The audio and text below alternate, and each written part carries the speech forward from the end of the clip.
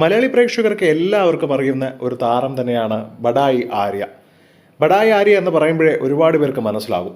കുറച്ചു കാലം മുൻപാണ് ആര്യ പങ്കാളിയുമായി വേർപിരിഞ്ഞത്.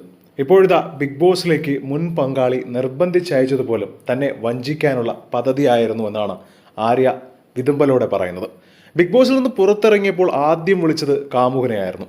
മകളെപ്പോലും വിളിക്കാതെയാണ് കാമുകനെ ഫോൺ ചെയ്തത്. എന്നാൽ എത്ര വിളിച്ചിട്ടും മനഃപൂർവ്വം ഫോൺ എടുക്കാതിരുന്നു.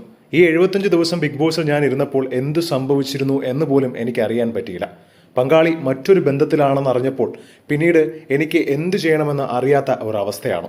സത്യം പറഞ്ഞാൽ രണ്ടുപേരെയും വെടിവെച്ച് കൊല്ലണം എന്ന് പോലും തോന്നി. ആ ഒരു സംഭവത്തിന് ശേഷം ഞാൻ ഇപ്പോഴും പലപ്പോഴും ആ ഒരു കാര്യങ്ങൾ ഓർമ്മയിൽ വരുമ്പോൾ വല്ലാതെ ഡിപ്രസ്ഡ് ആവും. അവർക്ക് എന്തെങ്കിലും സംഭവിച്ചു എന്ന് കേട്ടാൽ ലോകത്തിലെ ഏറ്റവും സന്തോഷവതി ഞാനായിരിക്കും. പക്ഷേ അവരിപ്പോൾ കല്യാണം കഴിച്ച് വളരെയധികം സന്തുഷ്ടമായി ജീവിക്കുകയാണ്. അതങ്ങനെ തന്നെ മുന്നോട്ട് പോകട്ടെ. ഞാൻ എൻ്റെ ദുഃഖം പറഞ്ഞതേ ഉള്ളൂ.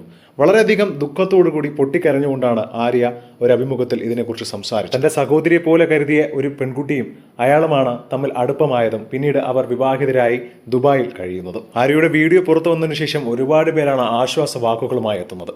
ഇങ്ങനെയുള്ള വ്യക്തികളെക്കുറിച്ച് ഒരിക്കലും ജീവിതത്തിൽ കരയരുതെന്നും നമ്മൾ ജീവിതത്തിൽ മുന്നോട്ട് ധൈര്യമായി പോയി വിജയിച്ച് കാണിച്ചു കൊടുക്കുകയാണ് വേണ്ടത് എന്ന തരത്തിലാണ് ഒരുപാട് പേർ ആര്യയ്ക്ക് പിന്തുണ അർപ്പിച്ചുകൊണ്ട് കമൻ്റായി വരുന്നത്.